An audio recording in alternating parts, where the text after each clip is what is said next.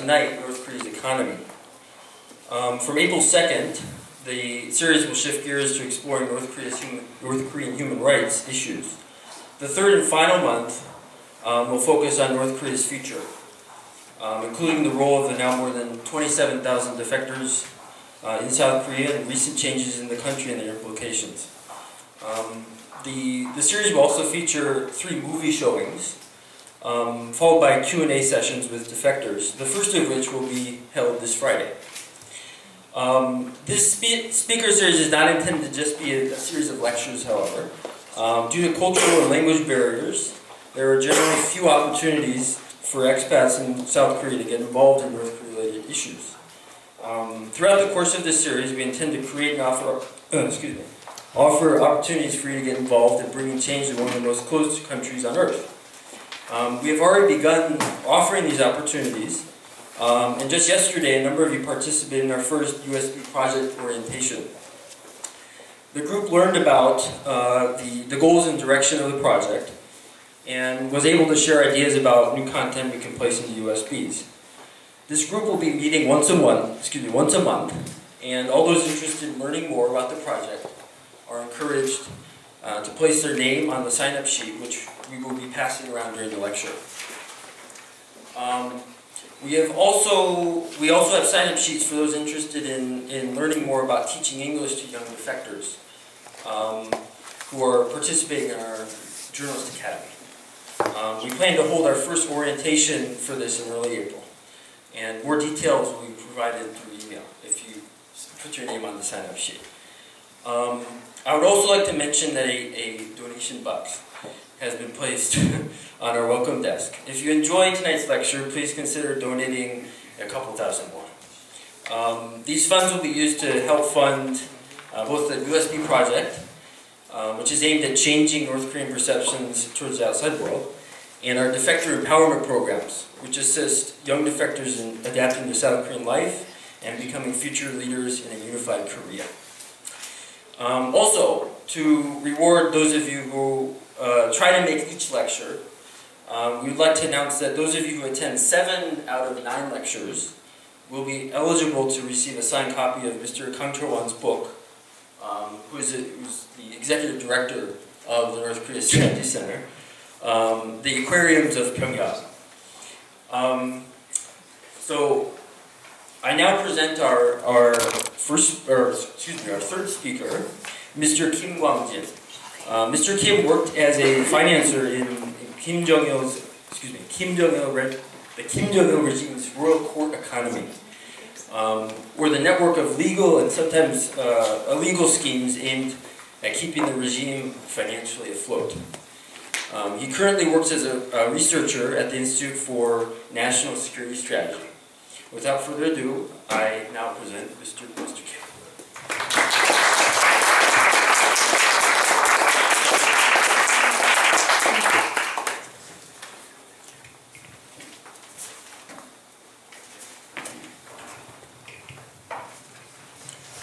Good evening, everyone.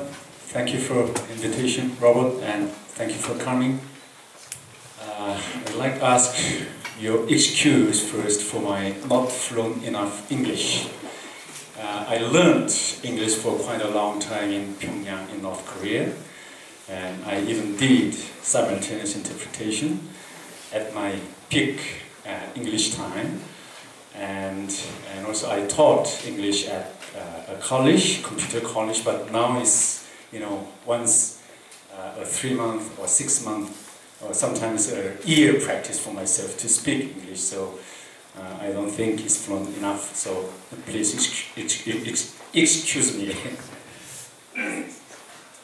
Now I'm here to talk about North Korea's economy. A few days ago, I think there was a research result opened, and it showed that the GDP in North Korea is about 3.8% percentage of South Korea's. So that is the current situation in North Korea now. Is everybody, can you see this screen clear? Would better have a darker,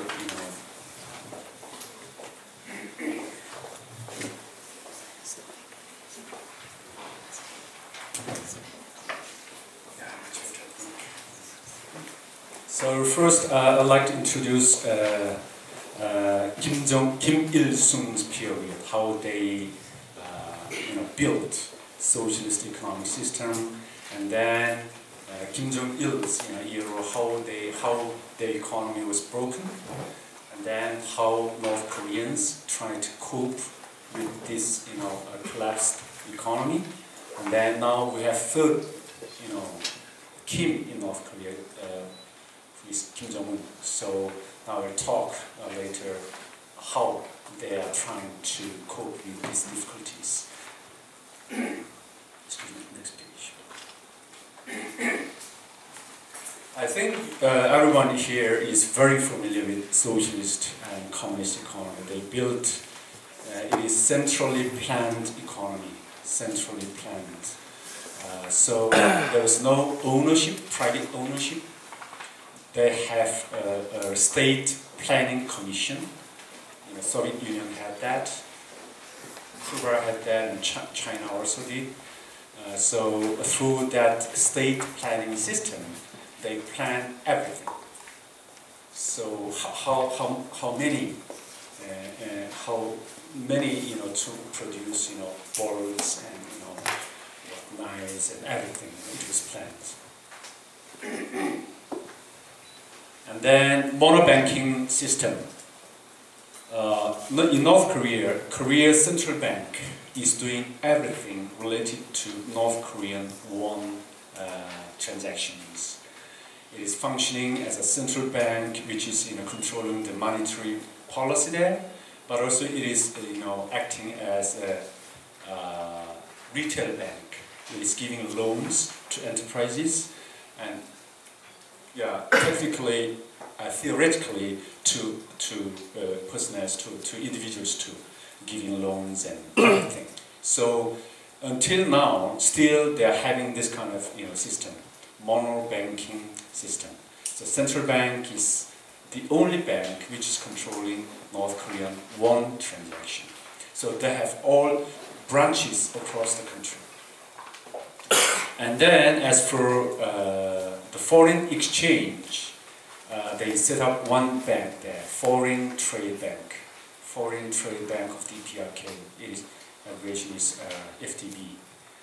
So FTB is not a service bank, but it is a controlling bank. So it controls international settlements.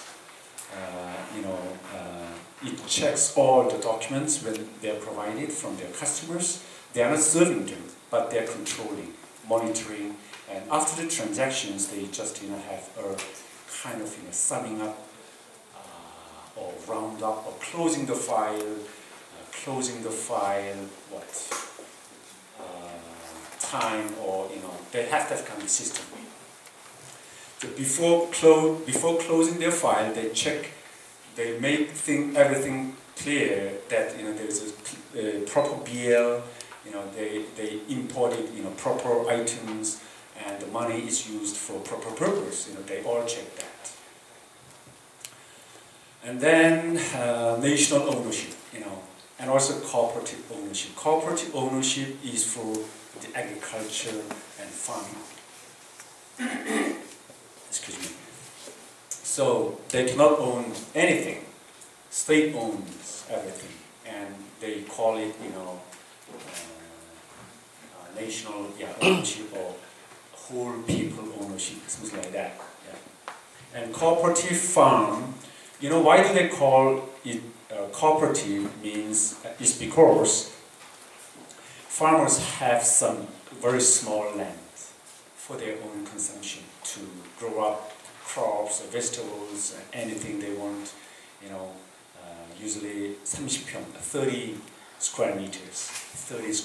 So, and they were allowed to have their own market, farmers market, to sell their, outputs there, their products, like eggs, chickens, and apples, anything. So it is called farmers market. So in socialist economic system, this ownership and possession of this, production was allowed, so they call it cooperative ownership. And then cabinet controlled everything. Cabinet controlled everything. It is the controlling, conning tower of the economy. Guidance by the Communist Party. Their constitution, parties 10-point monolithic ideological system, 10-point regulation for that. Everything stated that Communist Party, Korean Workers' Party is the guiding force for the country, for the economy, and for the people.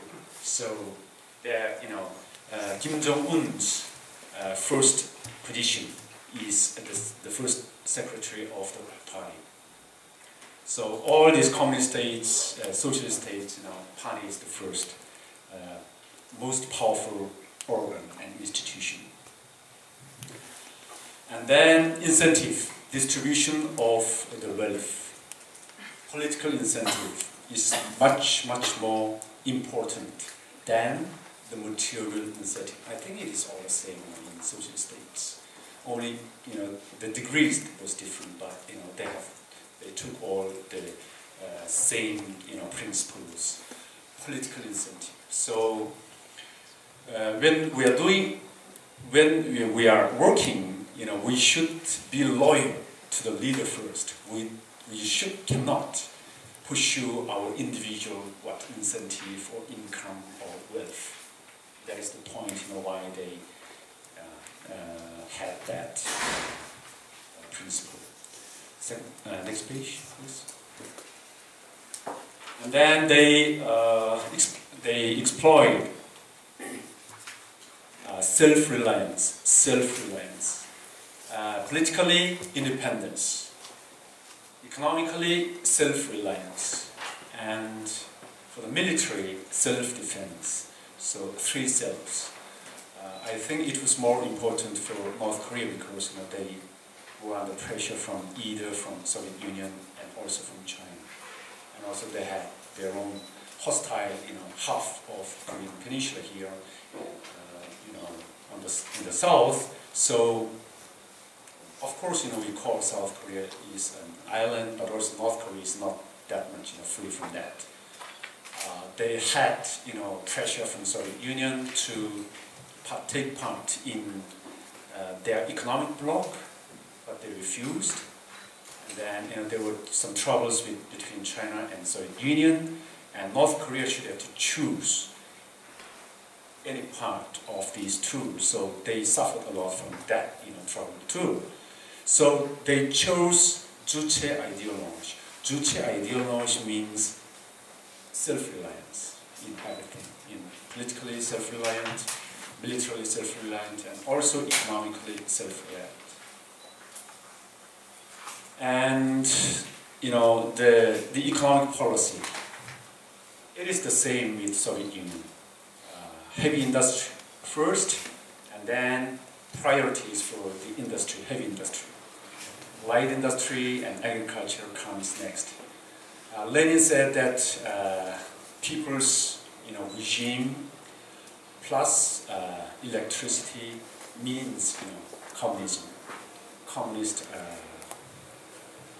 society. That means industry, develop industry, and having the proletarian dictatorship, solves everything like that. And Kim Il-sung also introduced that kind of logic to the economy, and so and also North Korea had plenty of these heavy industrial bases there, because Japan in the colonial period they built more industrial plants in the northern part. So electricity and iron, steel industry, most of them were, and on fertilizer and chemical industry, they were all in the northern part of this peninsula. And later in 1960s, when there was a very high tension between North Korea and United States, and also North Korea and North and South, there was a Pueblo ship, how you call it, Pueblo incident. There were several instances at the time. And then the Korean Peninsula was on the brink of war. And Kim Il-sung decided to face up with the war. So they declared a semi-war period, something like that. And then they had a lot of maneuvers and exercises in North Korea. And then at the time, Kim Il-sung tried to find out the reserve for the war, but it was not enough. So he decided to have that reserve for the war from that on, and then took a different policy. It was a simultaneous advancement of defense industry and economy. Now Kim Jung-un is following up with that policy, and it is much more aggressive. Now it's economy plus nuclear development, nuclear advancement. So a bit similar, but defense and nuclear has changed. And then later on, when socialist bloc collapsed, they just changed their policy a little bit. So one day, I think it was in 1994, they adopted agriculture first policy, light industry first policy, and trade first policy. They cannot stand the isolation. They cannot stand the starvation. So they adopted that kind of policy, a change of policy in North Korea. Three first policy: agriculture, light industry, trade. So all for easing up the difficulties of the food problem and the life, of the people, and trade with outside.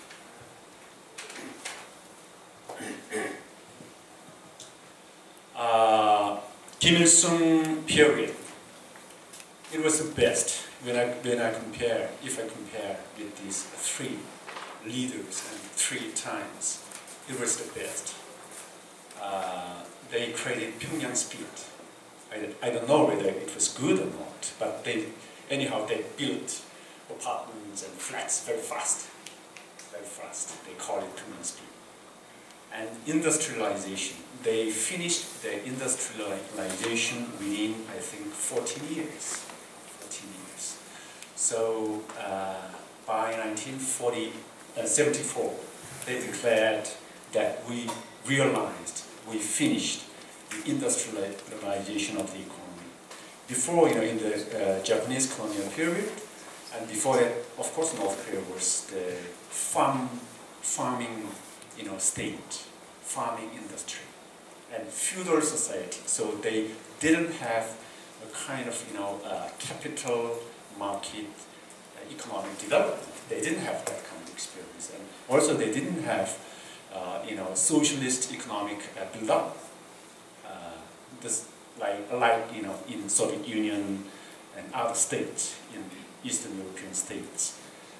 But anyhow, they developed so fast, and some, free market economists, experts, admired that development, and there were some records of that. And very famous, slogan in North Korea: "Nothing to envy in the world." So they have everything. Nothing to envy in the world. It's a very famous slogan, and they have song related to that. And I think one American author wrote a book with that title, I think. So Kim Il-sung period, it was the best as compared with others. But anyhow, from 1970s, their economic development slowed down.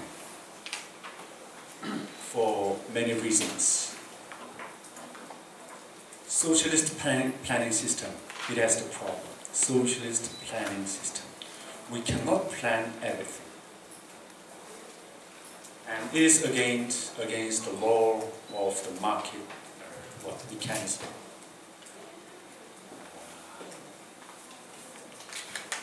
And it is based on, actually socialism is based on not scarcity of products. They believe that they can produce enough, wealth, so that people can divide them as they want. But usually, we are living in a condition of scarcity. And second, force was that they believe that human being is, very good-natured, man.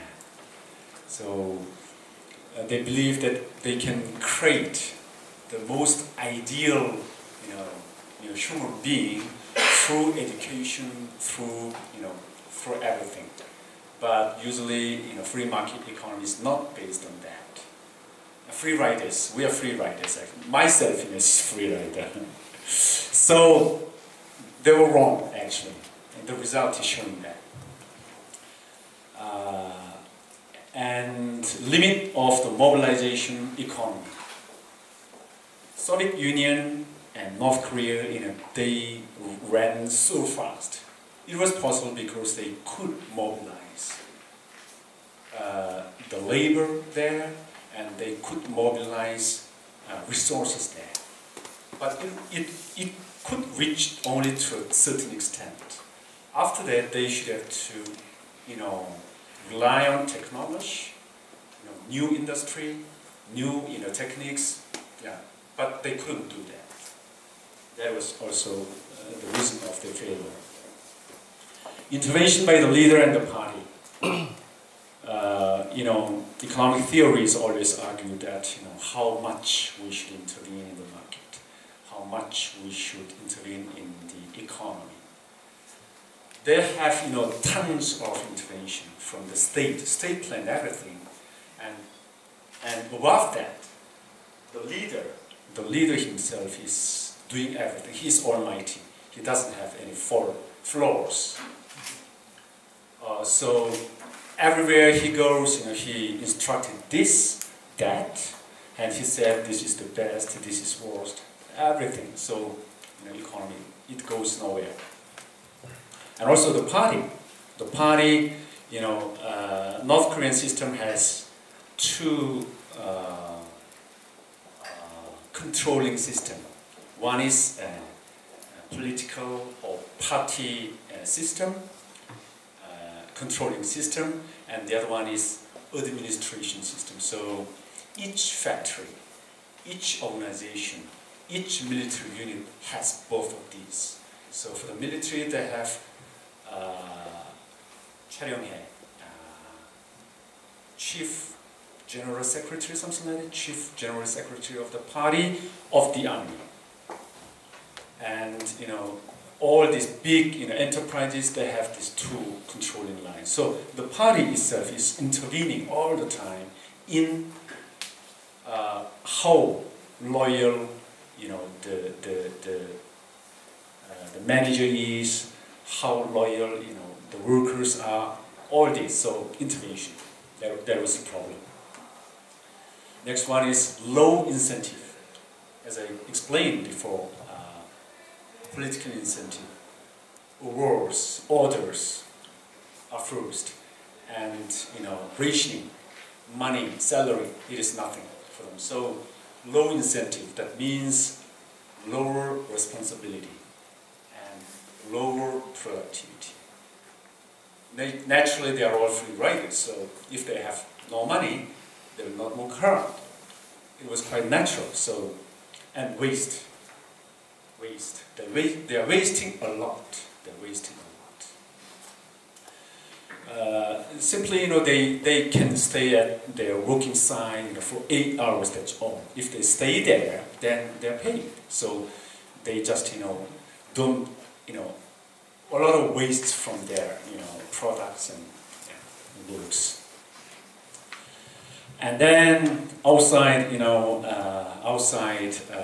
recent collapse of the socialist market from late 1980s and early 1990s. International sanctions, it also what affects a lot. And natural disaster in the mid 1990s, they had a lot of flood. Farmers and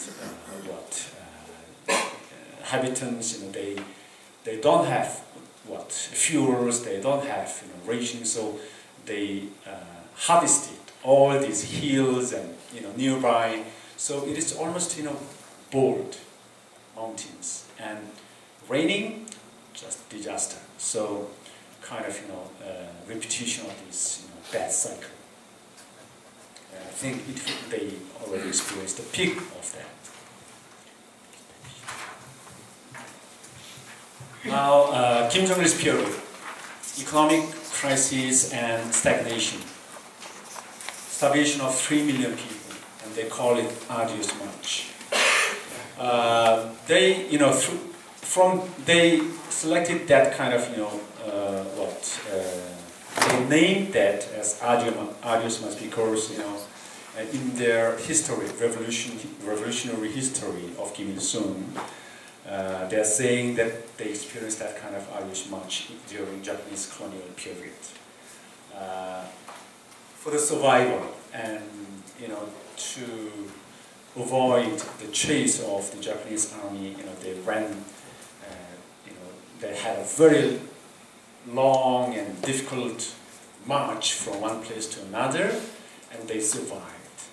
And then finally they won victory. They are teaching something like that. And that was the most difficult time. So now they are saying we are now in the socialist period, building period, but we are having this kind of march and something like that. And many people starved to death. And after Kim Il-sung died, he died in 1994, Kim Jung-il ruled the country just behind the scene. He didn't appear at the time. I don't know why. So they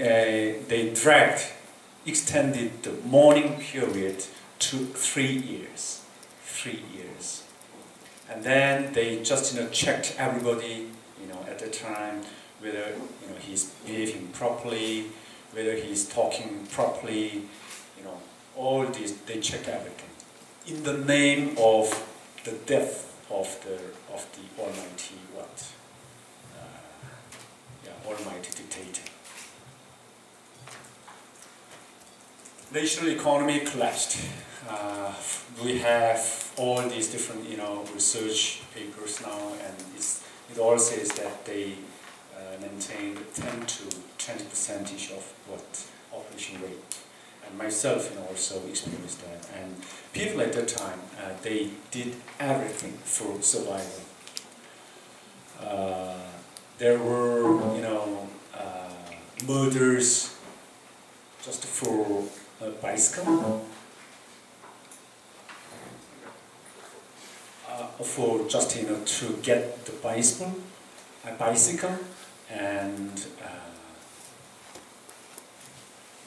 people broke all these their factory facilities. They sold bronze to China, to sell bronze to China. They cut electricity lines. And we couldn't wait for the harvest. It was all gone before they become mature. And a lot of hardship. The families were broken, and North Korea couldn't control the moving of their population. At that time, they couldn't control that. So many families were broken, and children They went to Pyongyang cities, they Harvard, so terrible period.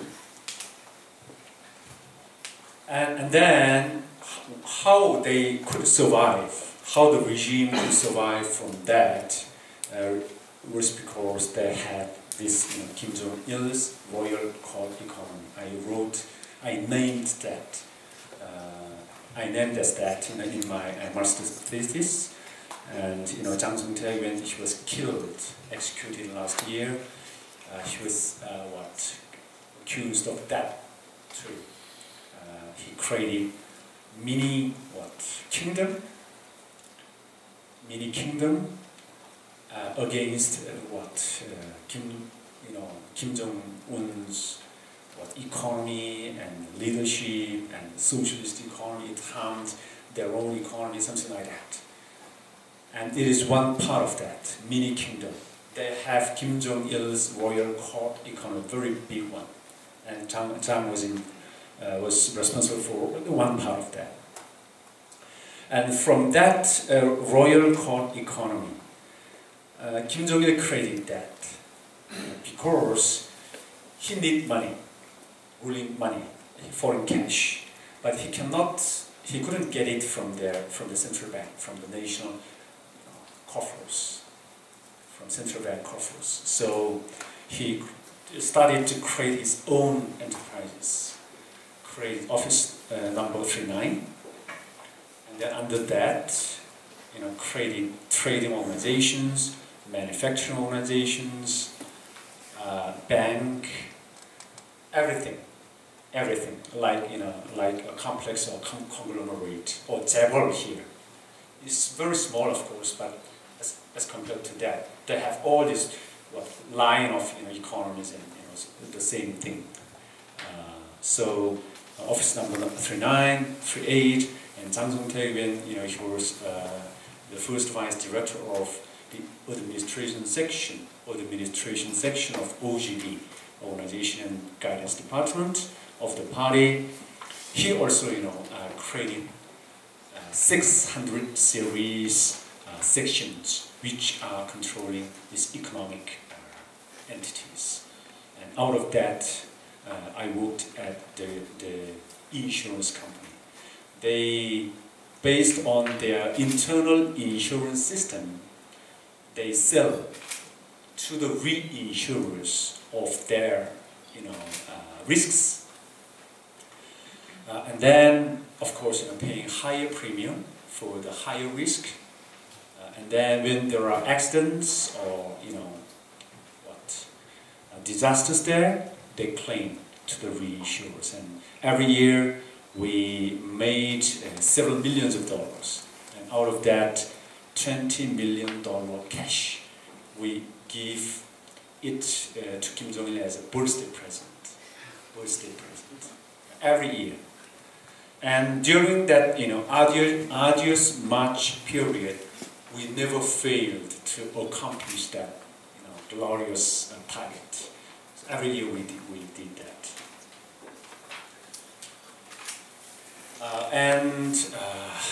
Military has also has its own mini kingdom because national economy collapsed. They cannot provide food to the military. They cannot pay full salary. They cannot the munition, these suits and everything, uniforms, shoes. So a soldier can have only one shoes for a year, and sometimes never. So a lot of troubles, in the military. So they couldn't but create their own trading companies, their own running own industries and farms, and yeah, it happened from that time. And this Kim Jong-il's royal economy, from that economy, he could raise funds. And the national economy had collapsed, and people suffered. They starved, but Kim Jong-il was okay. He could raise funds from that, his own enterprise, and then he funded with that money to the nuclear missile program, gifts for his aides to buy loyalty, and also his slush funds. Yeah, so he could survive with that money. And he adopted military first policy. Military first policy. He couldn't just justify his regime, his leadership with that starvation, with that collapse of the economy. So he needed more enemy, tension, more tension. So he adopted that military first policy to maintain his own rule in North Korea. More tension with South Korea, more tensions with United States, more enemies outside, so that he could control his own people and the military.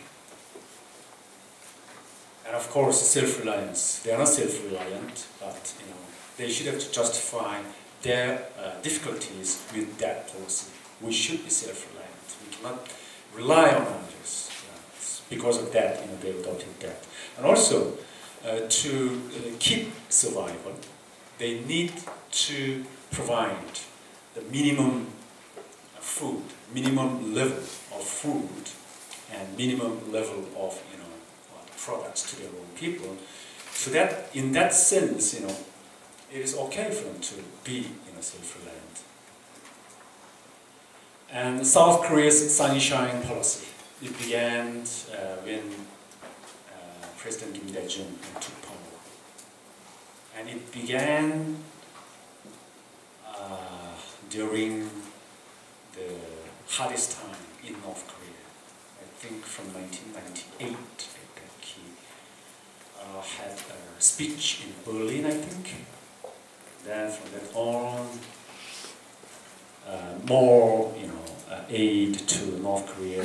Yeah, it helped North Korea a lot. Socialism, capitalism cohabit.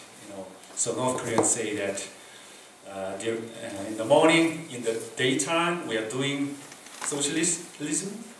At night, capitalism. That means everybody has a second job, part-time job to survive. And expansion of primary market economy.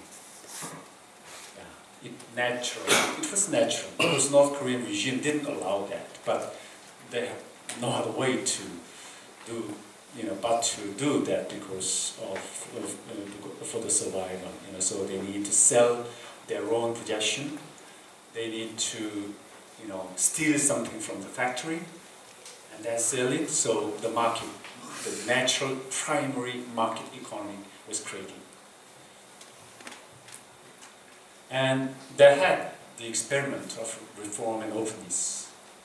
2002, July 1st, management measurement, and Rajan Sonbong, they created a fenced economic zone, free economic zone, and they also tried with China, Kaesong Industrial Complex, and Eungang-san Tourism, and also Zhang Son-taek found out Yang Min, and of course was bribed, Kim Jung-il was bribed, and then they picked up him as the governor of Siniju, the bordering city with China, Siniju, as the governor. But Chinese, they arrested him on the tax problem, something like that, and then he was jailed. So on vain. And state endeavor to embrace free market elements.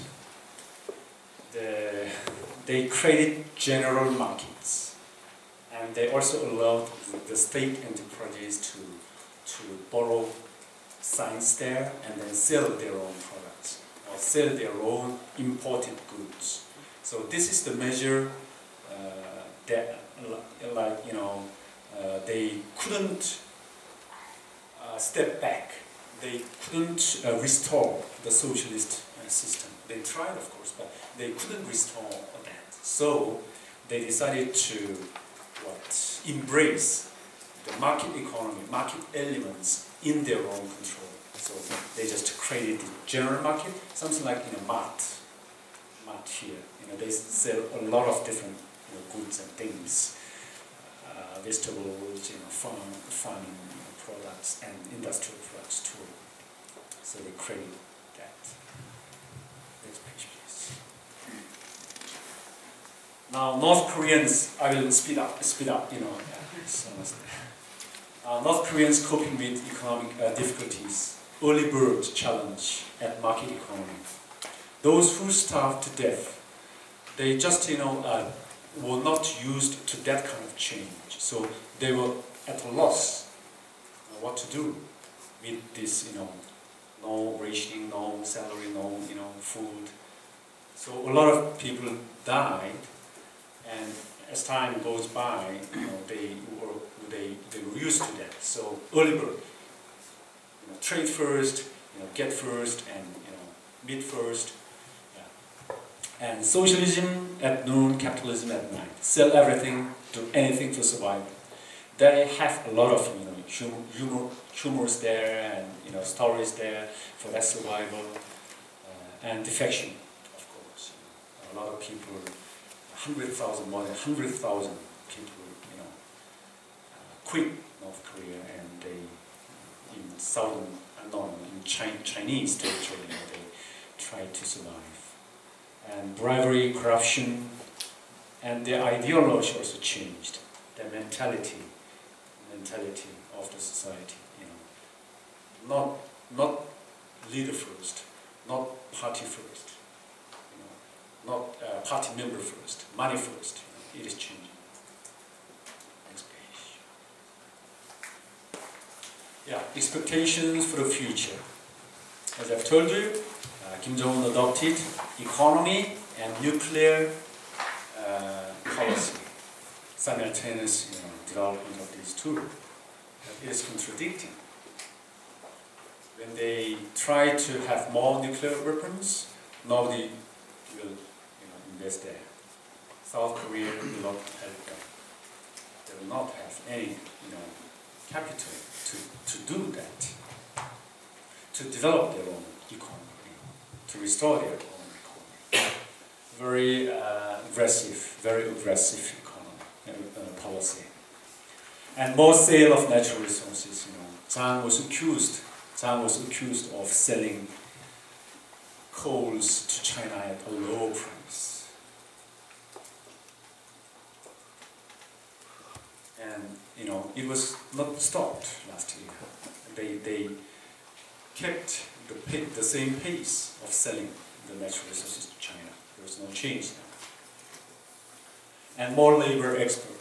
A lot of people, in Soviet Union, to Middle East, and they say that they had a contract with Zimbabwe to build a bronze statue for Mugabe at a price of 5 million.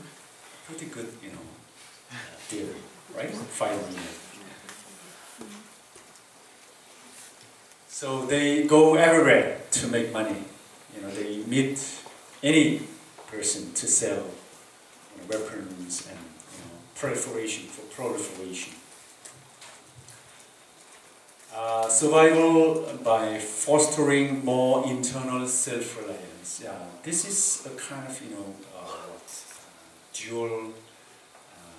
duality of their policy. On one hand, they want to close their own country.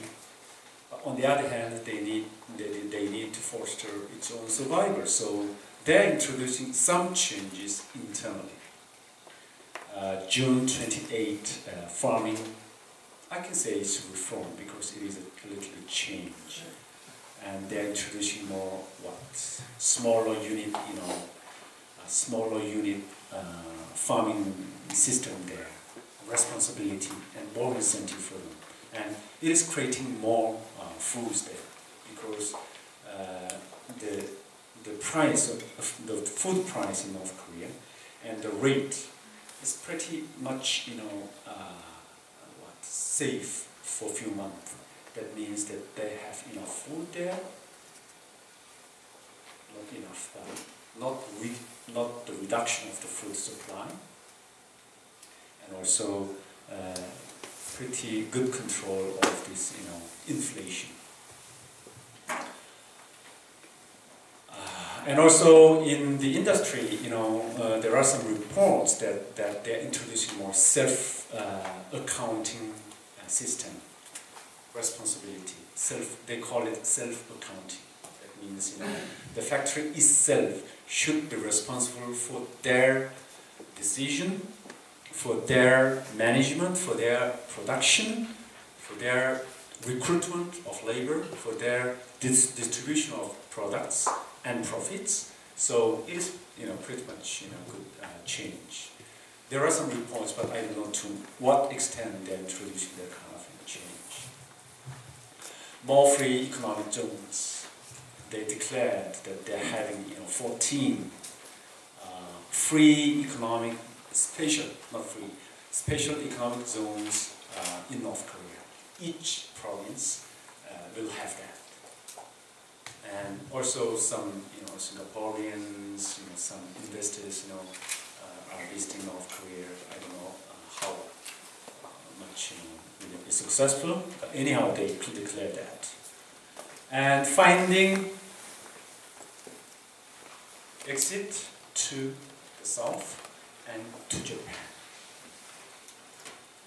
Now North Korea, Kim Jung-un at his New Year's address, he said that, we don't need to, criticize each other.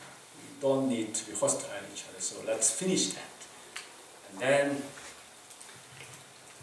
have good relations, but it is a kind of false statement, and now they are shooting more missiles to the east. I think they have plenty of missiles while having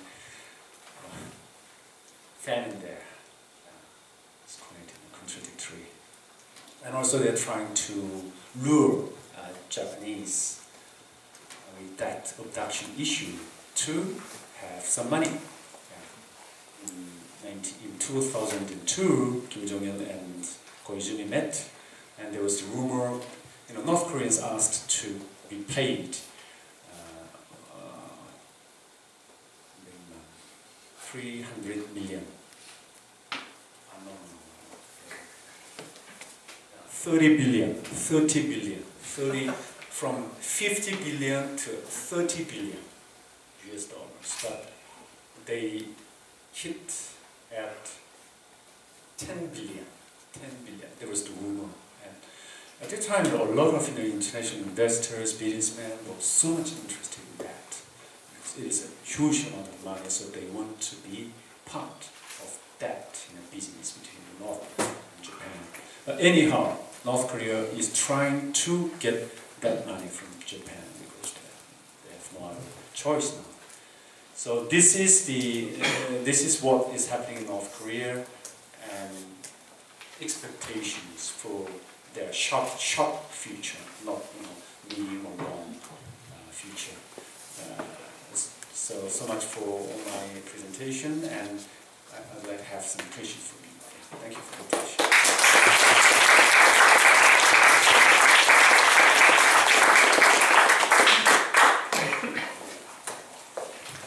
Now we'll open the floor up to questions. And just raise your hand.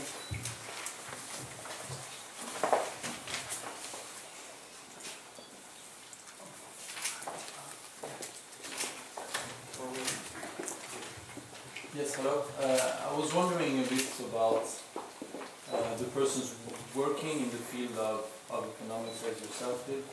What kind of education do you get in North Korea? What kind of, I don't know if you can be as specific as what kind of authors do they read, or For the businessman or for myself? for yourself?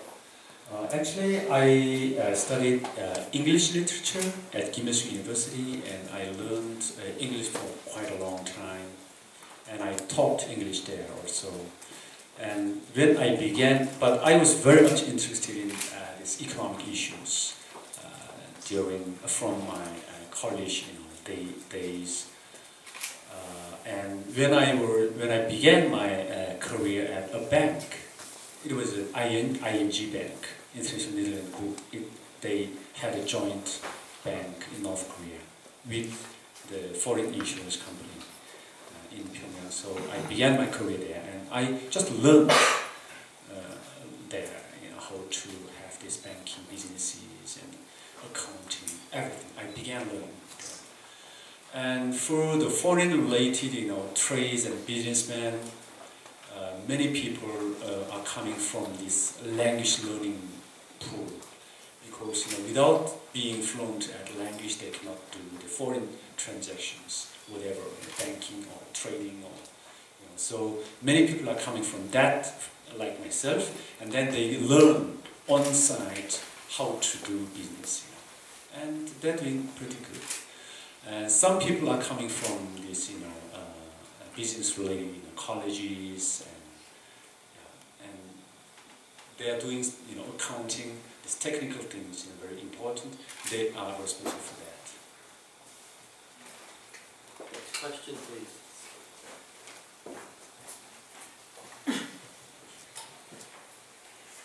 Thank you for presentation. I think your presentation is about history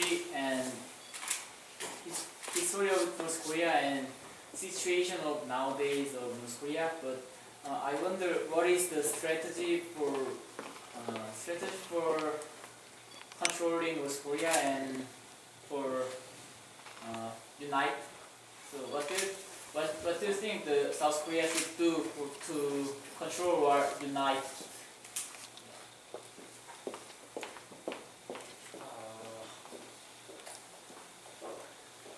Strategy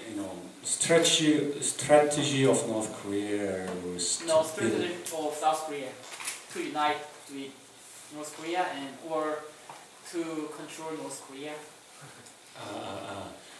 You mean that strategy of South Korea, yes, to have unification with North Korea? Yes. And also to control North Korea from developing nuclear. at the moment, for the security issue, nuclear problem is very important and serious. So our target, whether it is current or medium or our final destination, it should be the denuclearization of North Korea.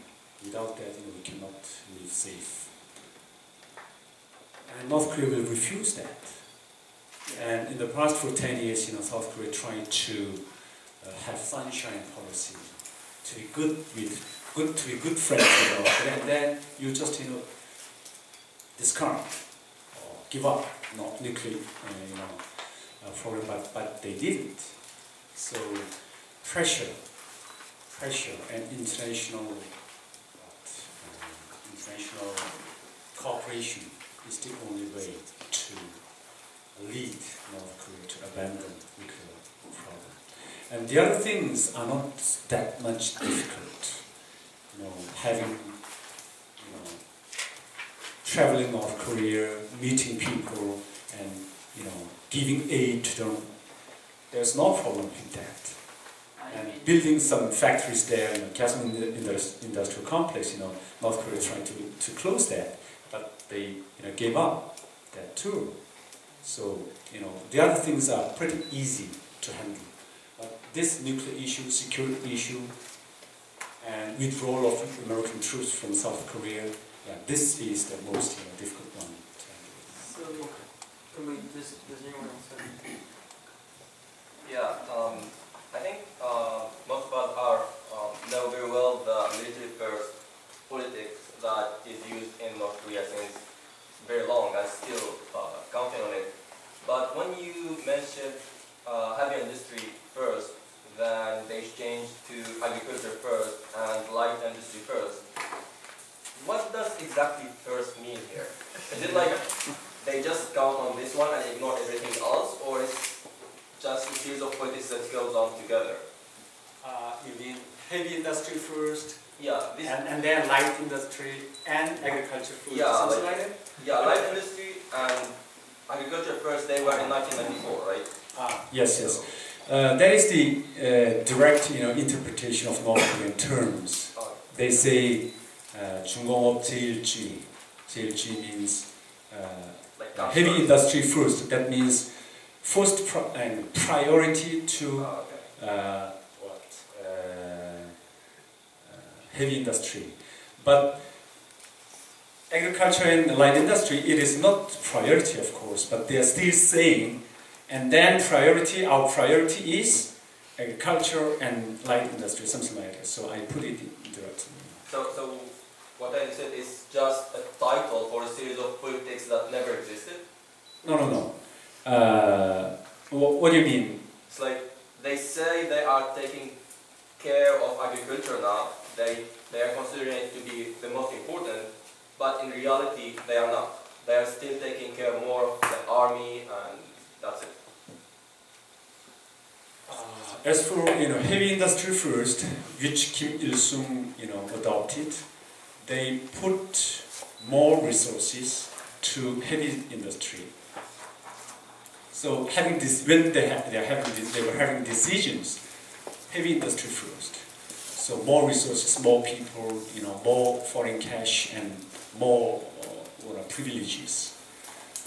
Now economy and nuclear, simultaneous development, they are adopting this kind of, but they cannot do that. So I should say that priority to the nuclear development. So they are giving more resources there, more people, more money, and then economy.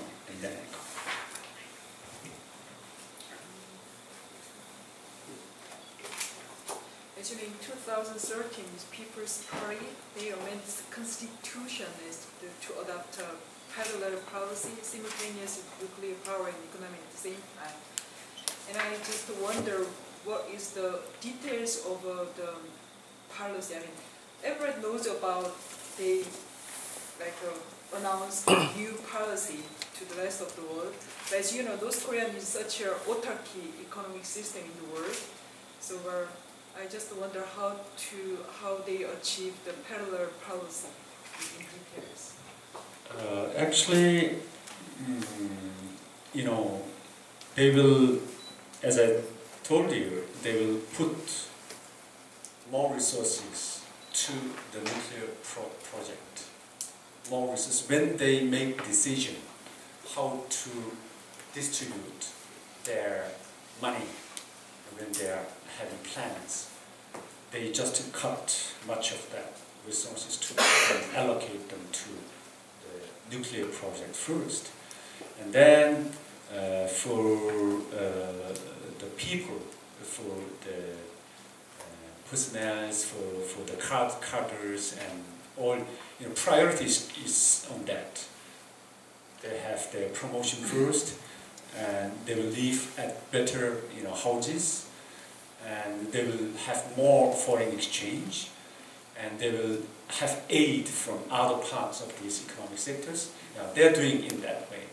When they adopted the military first policy, the same thing, The economy, they should sacrifice, and they should give things first to the military. So the army was respected, they had more rationing, they had higher salary, they had more privileges, something like that. They are controlling in that way. But it doesn't mean that they were succeeding or not.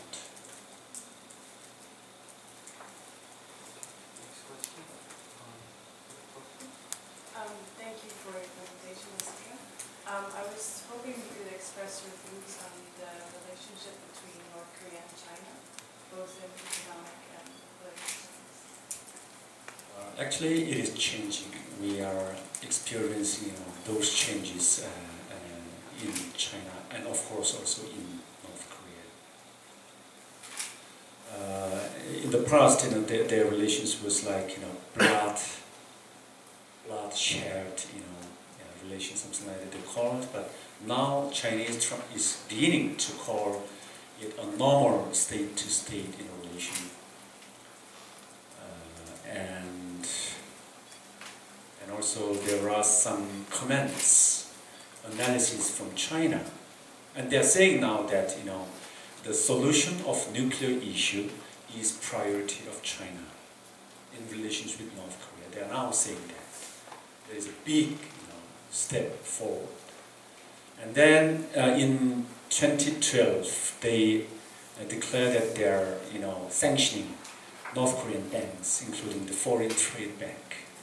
I don't know whether it was realized to maybe 100% or not, but that kind of declaration and pressure was not found in the past. It's a new thing. It's a big change. And also, Chinese president met, South Korean president, and then said that he is in favor of the independent and peaceful unification of Korea. And this one is also very, very unusual. It's a very unusual thing to North Korea. So it is changing, of course, but I don't know whether the Chinese strategy to North Korea, whether to abandon Kim Jung-un, or whether to abandon North Korean leadership. Leadership now is not clear, I think. So we need to wait some more time to check whether China is going to abandon, give up Kim Jong-un or North Korean leadership.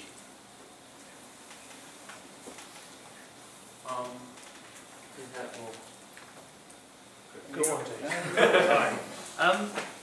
How does the North Korean authorities in Pyongyang make economic allocation decisions when they don't hand down budgets? The money goes up. So they don't have any power over economic allocations at all. So how can they orient the economy in one direction or another direction? Yeah, very good question. For the national economy, the cabinet is in control.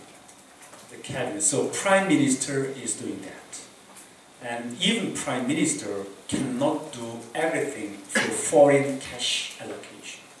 He still needs to have a signature from Kim Jung-il or from Kim Jung-un, the foreign cash allocation, 8-1. So national economy, cabinet, and the other one is royal court economy. This royal court economy, that they have this munitions industry, and Transmedic Kingdom, military, army, all these, office number 39, they operate their own business on their own. So office number 39 is doing their own business. 38, and they report it to Kim Jong-un individually, separately.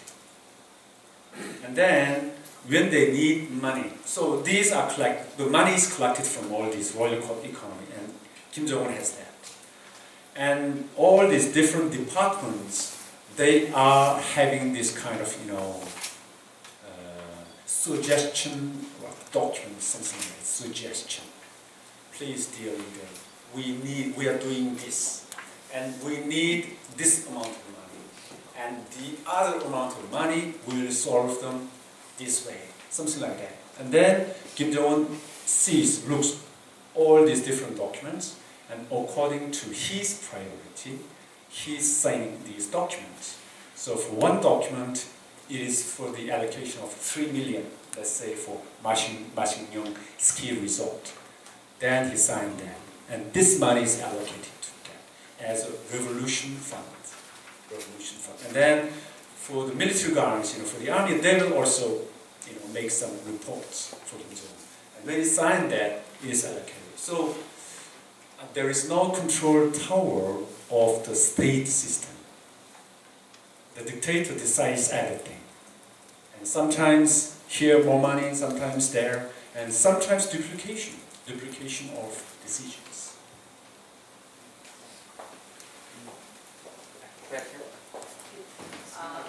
I'm Korean American, and I'm concerned with children starving.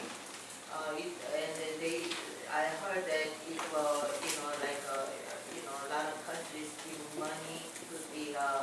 North Korean government. Somebody takes it away, the high officials.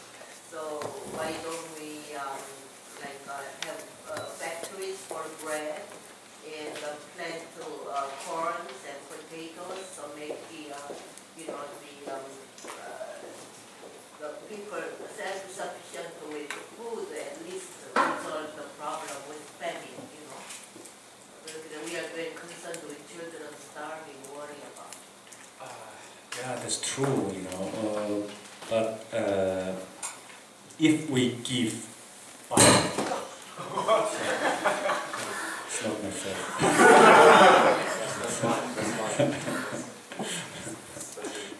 So, sorry for that. When they give aid to North Korea, the regime, distribute this, and they give them to the military first. And for these recipients in need, they cannot have that. For the orphans, for the children, for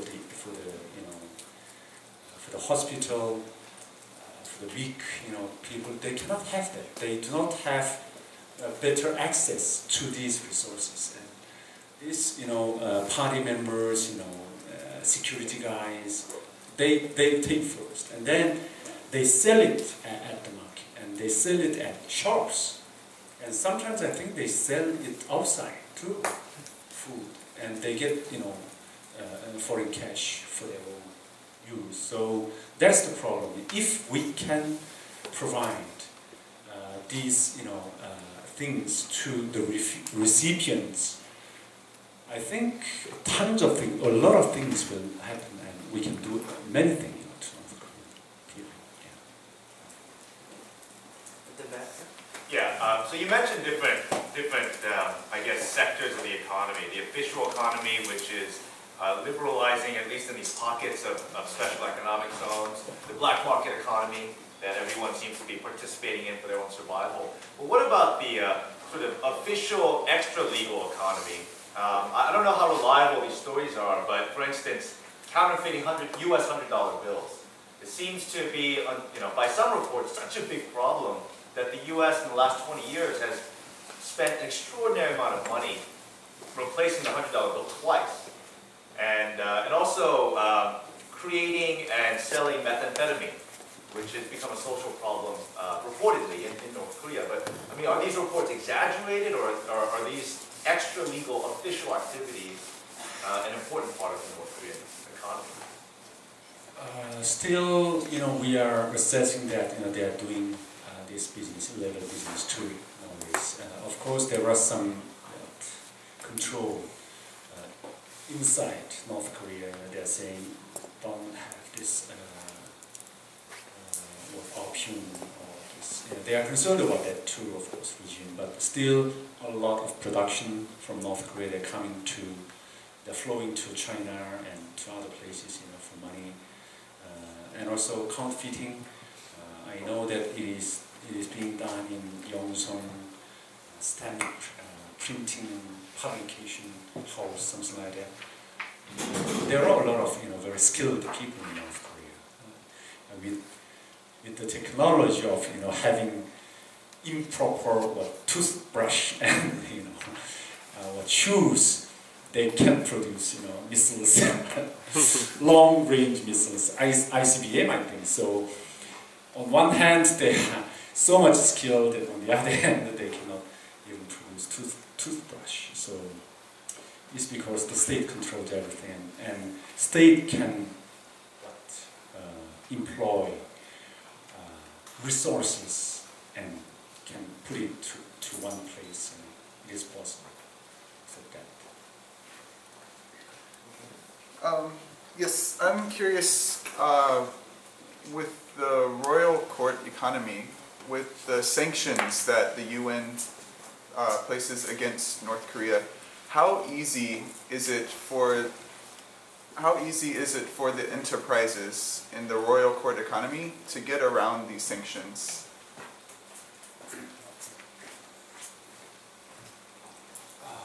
For us, our business, our business was insurance, but there were some illicit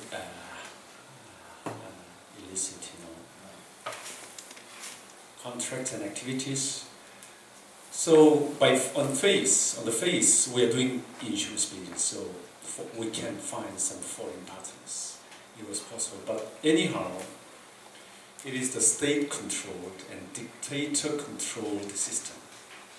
So if Kim Jung-un ordered us to hire one ship from Cuba to North Korea, let's say, and just do that, and it is secret. We are actually shipping planes, fighter planes, and sometimes missiles. And for us, we should do that. But it is done in the name of our insurance company, or sometimes we are employing foreign companies. So it is possible. There was a report that in Singapore, the Chimpo shipping company was under investigation by the authorities because of this Cuban incident. That Chimpo shipping company has close relationship with the North Korean shipping transportation, marine transportation ministry, and also it has close relationship with our foreign insurance company. So they are involved in that way. Sometimes they do not know, but sometimes maybe they might sense that, but still they're making money, so they do that. And office number 39, it is doing manufacturing, trading, gold bullion transactions, all this. They look all legal,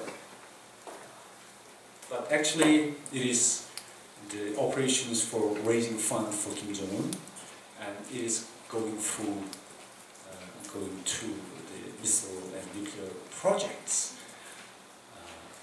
That is the problem. So different titles or names and different people, they can find channels to approach outside and have transactions. Next question. Kind of a follow-on to that previous question. I wondered what your thoughts were on the recent North Korean flag vessel that was found in the vicinity of Libya with a crude oil shipment. Official North Korean diplomatic channels released statements saying that they had no affiliation with the ship, and we actually, the U.S. Navy SEALs, caught the ship as they were repainting the flag. I think the Libyans, they did that. They stole one flag and they had that. I'm not sure, actually. I'm not sure, but I think there's no connection by now with North Koreans. Thank you for your talk. I missed half of your presentation, so it might have been already mentioned. Sorry if that's the case. What are your greatest fears and hopes upon the unification when it comes to economy and development, especially for North Korea? What do you expect? What are some of the things that people should be aware of, or even be weary of? Because there's so much talk about the cost of unification, which I've heard some of it, but I'd like to hear your opinion. Actually, I should say that we have already diagnosed the North Korean issue as a cancer. Cancer means that it spreads to other parts, and it will spread to South Korea first. Threat of the nuclear weapons, and it will spread to Japan. It will threat, of course, Japan, and also United States, of course, but also China. Kim Il-sung said that he didn't believe Chinese, and when China, had diplomatic relations with South Korea in 1992, I think, or 4, they said that we were betrayed. So criteria for their decision is just national interest and the state's interest. No friends, no blood shed, friends. They know it well. So they need nuclear weapons on their turn. In their sense, they need their nuclear weapons against Chinese, of course. So this cancer will spread to all these regions, and finally it will develop. Finally, it will develop into nuclear domino if we cannot solve it in time. I don't think international community will allow that. That means before North Korea possesses ICBM that can reach United States, we should solve North Korean issue. And I think it should be within 5 or 10 years. That means reunification is the best way, or the only way to solve that. So it is not an option, it is a must for us at the moment now. And for pros and cons, we don't need a lot of money to invest in North Korea. Geographically, North Korea is like the best land in East Asia. It is the best land. It is between South Korea, Japan, Soviet Union, China. It is the best land. So the land itself, the price will be the highest. And South Korea developed its income and economic development, I think several hundred times from the days in 1950s, I think, 400 times more in terms of their income and everything, trade, and North Korea will experience that within short period of time if it is united. That means we can make a lot of money. A lot of money. So I think all these investors will invest in North Korea if they can, have safe profit from their investment. So no need for the cost.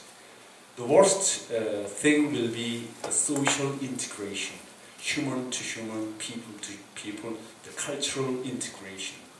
Economy, the market will solve everything. The market, but the human social integration is the most important, and we need to find the best way to do that.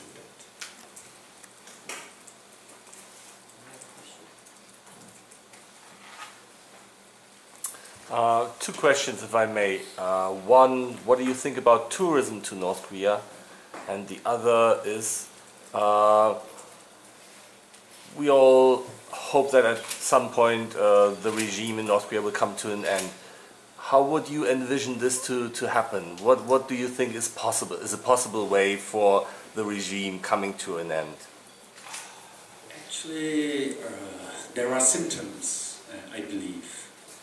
And the history, even modern history, did not develop as we expected. Krim, nobody expected this. And for Gaddafi, he never dreamed that he will, finish his life like that. And Egypt, of course. So nobody expected the Soviet Union will collapse like that. And Germans, they were saying in Seoul that you will be unified first, then us. I heard that. Some Germans say that.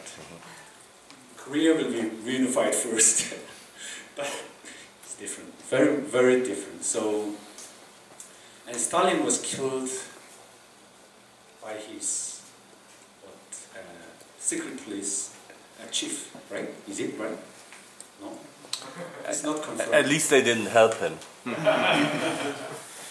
Right. And Iraqis, they didn't help Saddam to escape.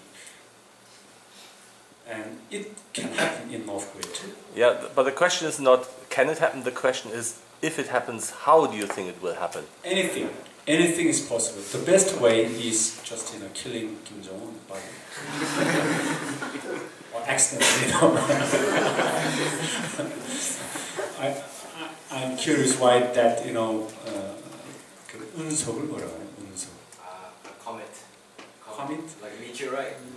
It should be, it fell different place, different side, it's very pity, but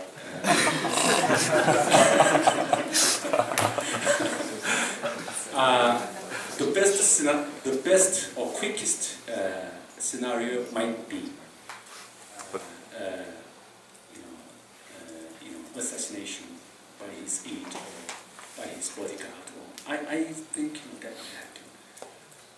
And the other thing, coup is very difficult. Coup is very difficult. Tourism was the other question. Sorry.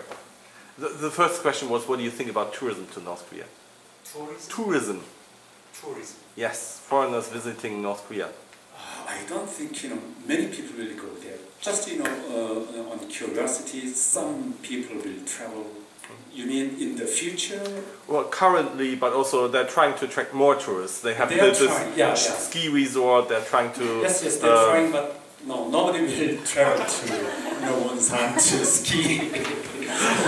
They have many ski, resorts outside, so I don't think they can attract, tourists. And some people still, travel because it is very they are curious of that,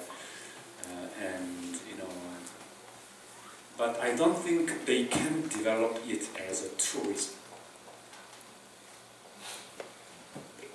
I think his question was more to do whether we should visit North Korea or, the morality of traveling to North Korea because the money may not because regimes and there's voices. It is the most boring place in the world to travel. No need to travel. 1 or 2 days, and then they want to go home. So, and many foreigners in Pyongyang stay in Pyongyang. They meet themselves at the club, and it is the hell. There's nothing to do there.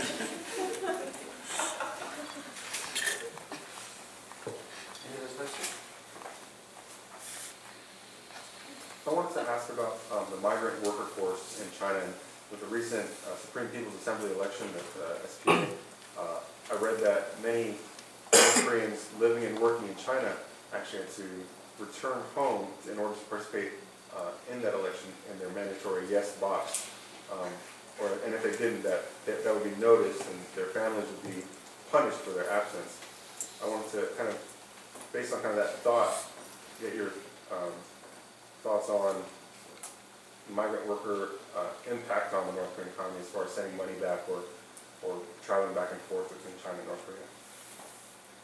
Actually, this kind of election is the most important political event in North Korea. So everyone who wants to live there should take part in that political event. It is controlled like that. And then who are absent from that, they might not go back to North Korea. And North Korea is using this kind of occasion to control their own people. To control their own people.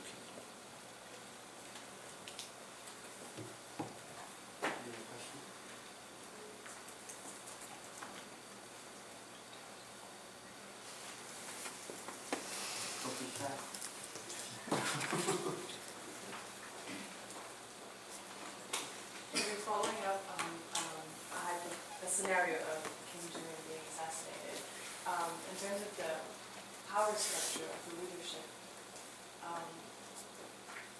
would there not be a way to fill up the vacuum if Kim Jong-un if he would die? Would there not be someone else that could be put in place because there's views that he doesn't have absolute power? So would that actually topple the whole leadership? Or would it not make things worse because then that would trigger an internal fight over leadership and start a civil war or something? Yeah, that's true. But the gauge for that will be how much North Korean people support the current regime. If we ask anyone there, secretly that, when Kim Jung-un dies or when you are given the opportunity to quit China, what will you you take something like that. And I think, and I'm sure that more than 90% of people will choose. They don't want Kim Jung-un, and they just want to quit to China. That means that is the current situation in North Korea. The public sentiment is very important. If it is they are against Kim Jong-un, I think when it is over, then things will be settled very quickly in the favor of this 90% population. Of course, some military guys, generals will fight with each other to gain the power. But I don't think it will create a long time or very serious internal war. They will settle very quickly. It is the problem between the generals themselves or elite themselves, not with the population or with the people. So if the public sentiment is against the current regime more than 60 or 70%, then it can be settled very safely. Do you not think that China will intervene in order to prevent instability? It depends on how, to what extent or to what level it will develop. So everybody will look on that, South Korea, United States, and China. And this, community, they have plenty of power to intervene in that kind of, So I don't think it will make a long or very serious, problems in North Korea. And North Koreans, they are so much well organized. Oppression, suppression, this, organizational life, they were used to that for dozens of years. That means if they take the right direction, they will be very much, in favor of this better control or good control of the situation. Can I add something pessimistic? I mean, I'm not a pessimist, but let's just play worst case scenario. If I were a North Korean and I would have to worry about keeping the regime in power, then I would try to make a plan B, just in case an accident happens to Kim Jung-un. So if he has an accident, then who will follow? And I would try to, and also himself, he should, think about... He has 2 older brothers. So see, he's got 2 older brothers, his younger sister has appeared a few times recently now. So I have no idea who would be the chosen successor, but I assume they if they're smart, they chose someone. And there was this leadership transition to Kim Jong-un, and I suspect that even then a majority was not happy. Maybe not 90%, maybe some people said, oh, let's give him a chance, but I suspect even then a majority said, not another Kim. What should stop the 4th Kim, whoever that might be, from taking over and making another smooth transition? So I'm only wondering. It depends actually on who kills Kim Jong-un. I'm not sure. Yeah, this is an imagination, of course, but it depends on how he disappears. If some forces do that, then they have authority and legitimacy to say to the others that we did this because we want this. And if you want followers, then join us, then it's okay. Against us, fine. So it depends on who does that and how it happens. And of course, the military will decide that. These Kim Yong-nam or Park Bong-ju, they do not have guns. So those guys who have guns, they will gather themselves and decide what to do. But if anyone of this army kills Kim Jong-un, I think they will be in favor of those forces against Kim family and against Kim dynasty.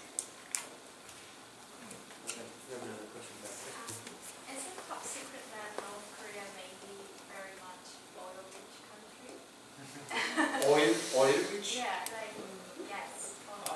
They were rumors, you know.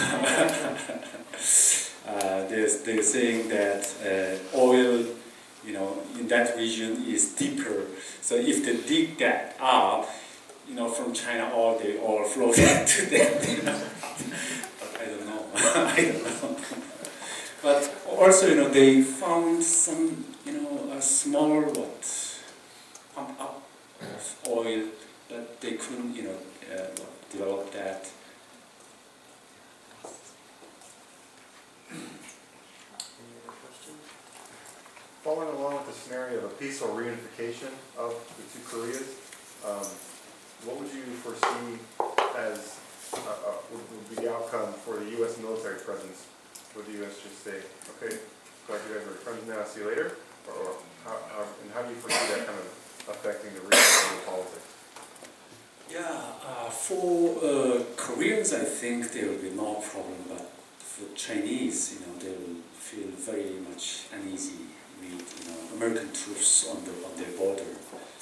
So I think just having them here as they are now will be the best solution. If, you know, Koreans want U.S. to be here, if Koreans continue, you know, U.S. to stay here, I think that will be the best option, and maybe it should be agreed upon between, you know, United States and China, and also South Korea.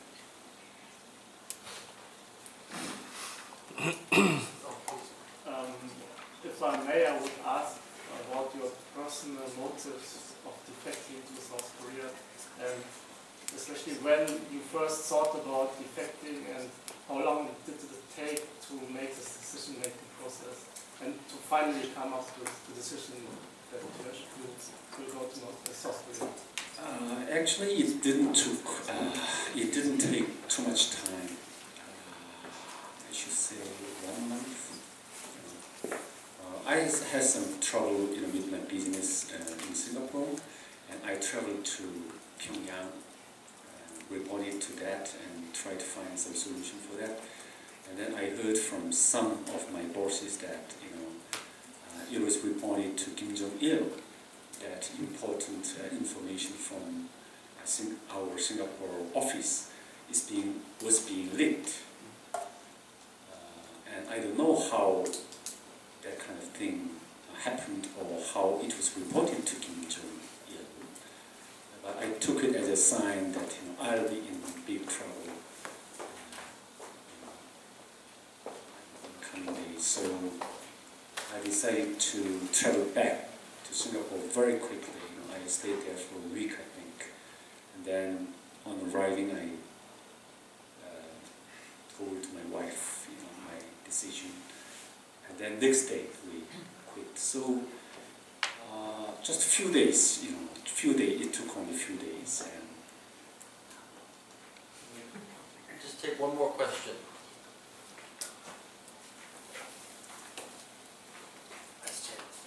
Actually, yeah, if I may. So back to this hypothetical situation about succession.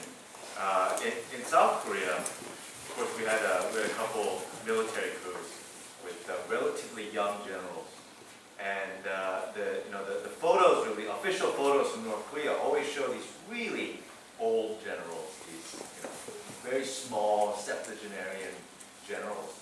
And I mean, are there young generals? Because I feel like very elderly generals wouldn't be as motivated to stage a coup or a regime change, but younger generals might, because they have a future. yeah, there are a lot of, you know, young generals. They have their own rules. So, you know, above 45, for instance, they cannot become regiment commanders. Regiment. Yunde, regiment. And for the division commanders, maybe until 50, something like that, they have their own rules. So for these commanders who are controlling the forces, the army, they are young. But for these, you know, general staff or, you know, higher level, you know, they are all old, you know. The ones in the pictures. Yes, yeah, that's true. But I don't think they will do that for these young, and they themselves do not have the authority to control it, to order the army. So the division commanders or the corps commanders, they have the authority to move the forces. So they will have no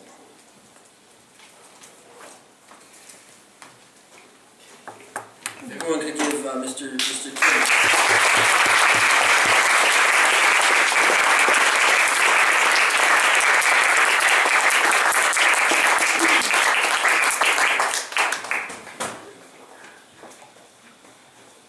So I'd like to thank you again for participating in the third of 9 lectures in the Strategies for Change the Speaker Series on North Korea. While today's lecture marks the end of the March lecture series, we will be holding a movie screening right there, you can see, as a poster, of Crossing, which is Friday, March 28th. Crossing is considered one of the best South Korean movies depicting North Korean life during the 1990s. And the screening will feature a Q&A session with Kim Jung-un, the defector and co-director of the film. Our April speaker series, as many of you probably know now, will begin with Mr. Kwang-Jin, who's a former North Korean spy. And he will be talking about North Korea's campaigns against South Korea. Before parting, I'd like to send out a word of thanks to our speaker series committee, who helped behind the scenes in setting up tonight's event. Excuse me. And all of you who helped promote this event tonight. If all our committee members could please stand.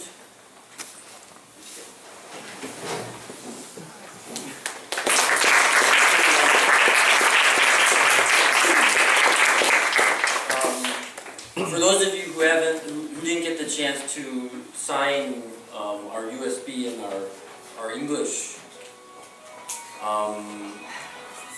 teaching sign-up sheets, please, you can do so at the registration desk on your way out. I would also like to mention again that a donation box has been placed on our welcome desk. If you enjoyed tonight's lecture, please consider donating with it.